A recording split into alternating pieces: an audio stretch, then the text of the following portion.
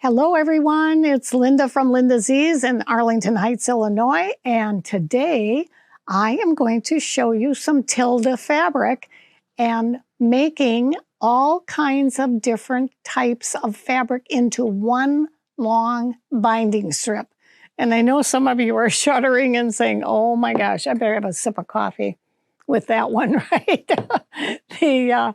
What I'm going to try and show you, you can see I have a multitude of different fabrics here.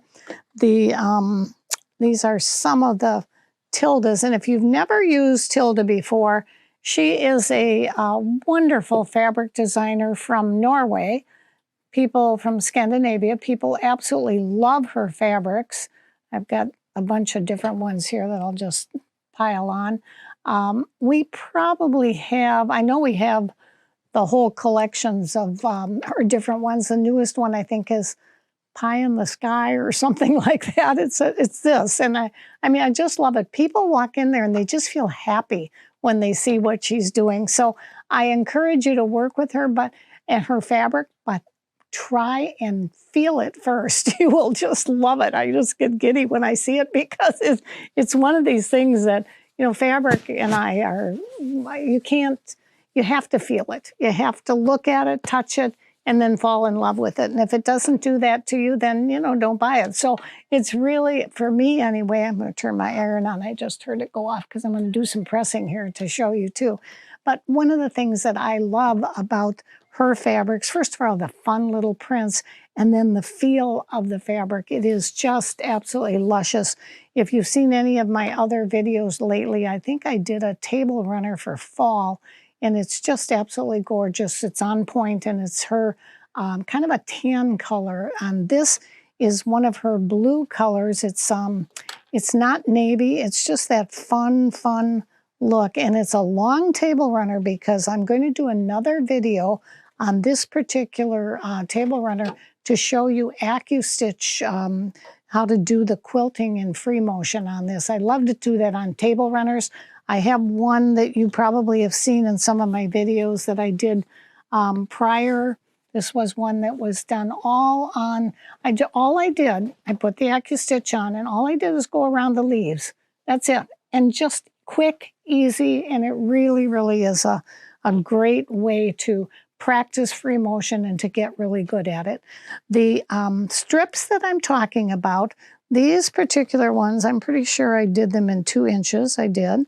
I cut them in 2 inches. You want to take your piece, you know, the first thing you do, I've got quite a few here together, and unless you've done a lot of cutting, I wouldn't take this many together. I'm pretty used to this, but most of you, I think I've got like 4 layers, 6 layers here. And what you're going to do is you're going to lay it on your cutting mat, and you're going to take your ruler and you're going to straighten it on one edge. I turn it over. If you have a round table, and then it'll stay. And then I take my ruler and cut 2 inches and cut 2 inches. And then I've got a whole bunch of strips together. If you're a beginner, do just 1 layer at a time. It will be just fine because you want the accuracy. That's number 1. Then the second thing that I've done, you probably see what I've done. I've rolled this on a roll of a paper towel holder or a toilet paper holder, and that will give you a really way to hold it. We do have some kind of one that you can put around your neck, and my sister gave it to me to roll off, and that's kind of cool too, but maybe I'll show that in another time. I went to show you this because I do a lot of this at home in my studio, and when I got here, I realized when I just started to do this video, I had sewn them all together already. So I thought rather than take it apart in front of you, before, I would show you what I have done. And I hope this little technique is really easy for you to see. You're going to take, let's see if I can get this, you're going to go about every, this is the end. Oh, this isn't the end. Let's see. Yep, it is. I start right here at the beginning. See, and just real quickly, it just goes real fast. Take about every 4 stitches or so. Make sure you're getting them. Keep going on. And this is a real simple little thing to do. And the reason I'm taking this out is I wanted to show you this and didn't realize I had already sewn it all together. Then you go to the back side and you just pull the thread. I'll take that with the thing and see how it comes out real quick. Everything. And that's, if you've done miles and miles of wrong stitching, it's real simple to take it out. Take it out from the one side, and then if you've got one of these little lovely little things that we sell, seam ripper, this will pull it right to the top. Get rid of anything there and you're all done. Before I actually sew it together, I think I need another cup of coffee so I don't make any mistakes today. Okay. Now, I've taken the long strips already and put them on this little roll, as I said. I haven't cut them because I've cut some of them, but I want to show you that process too.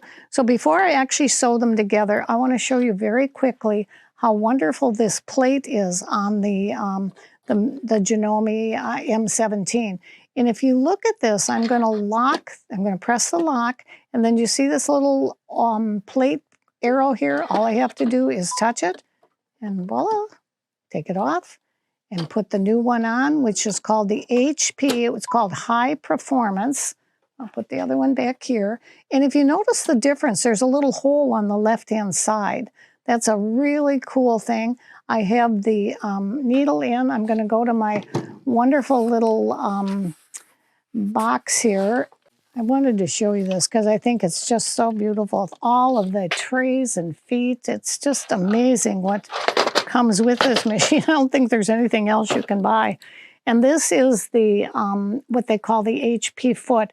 If you look at it, it's got a little hole in there. I'm going to do another video at another time to show you what to do with that. I'm just going to clip this on, screw the foot on, and look at this wonderful little magnet up here. It just holds my screwdriver so I know where it is at all times. I'm going to go ahead and tighten this foot up with the screwdriver, and then nice and tight, put it back up here so I know where it is. So this little straight foot is what is really going to be great. You'll see something when I go to do this now. So now it tells me to make sure that the proper presser foot is attached, which is really nice. I'm going to take the lock off, and if you notice on the screen, it says the HP foot, which I've put on. I've tightened that real good. You notice the little blue is all lit up, so it swung the needle and the foot over to where that little hole is. Now I also want to show you, again, this is a P. If you look like the letter P, that's how you pop this on into a top-loading bobbin system, this particular one. Definitely want to go under this little hook system right here. I like to hold the bobbin so I don't want to get in your way so you can see it, but then I know it goes properly into the cutting area there. Put the plate back on, and I'm all set and ready to go. This is so simple to do that I wanted you to see how easy it was.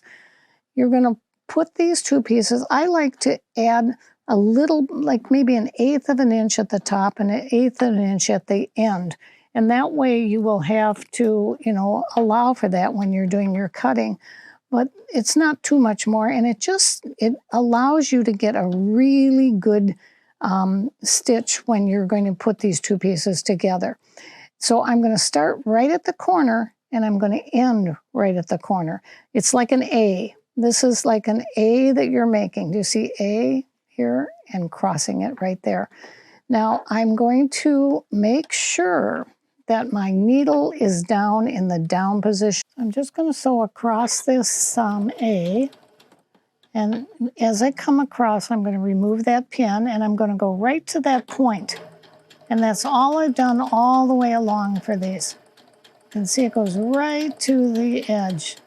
Just sew off of it.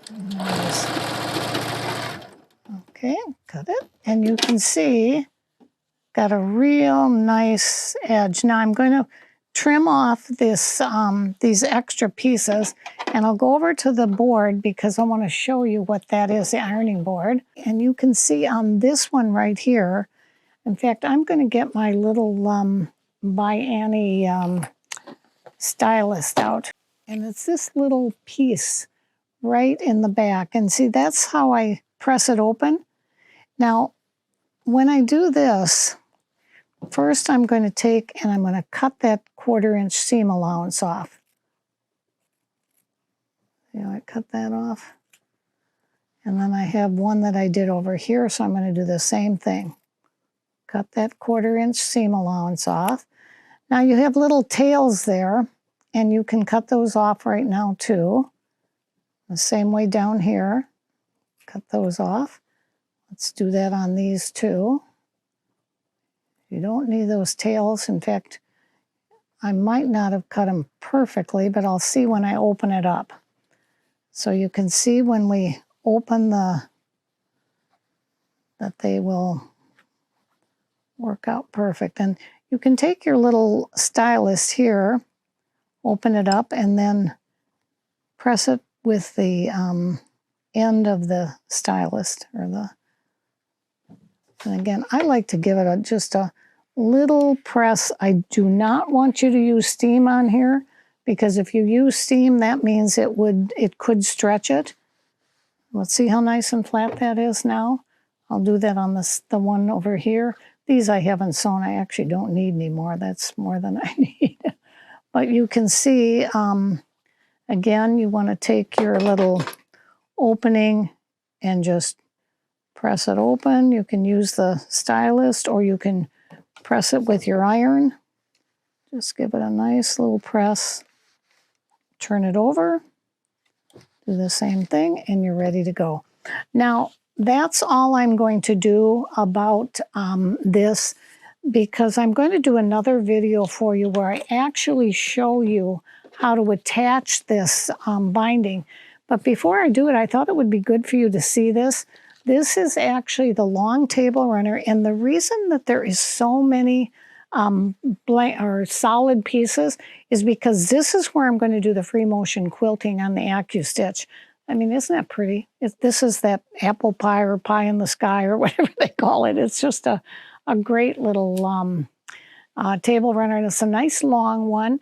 And this is a 10 by 10 layer cake. Many times, you know, that ruler that I have from Kim Imo is great for layer cakes. It could cut it in half. It can cut it in squares like this. There's just a lot of purposes for it.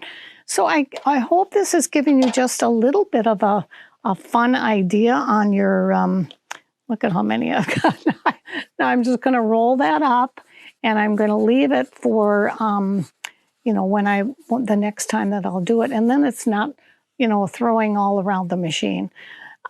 If you have any comments on this, I would love to have them. There's other ways to do this. I like to do the angle to give you a nice angled, so it's really lays smooth. And then when you fold this binding over and your seam is pressed open like that, look at how nice that is. It's going to lay nice and straight. I don't like to do just a straight seam. I've seen people do that before. This is just going to give you a much flatter seam, and it's going to look much nicer. Thanks again for joining us. Hope to see you next week.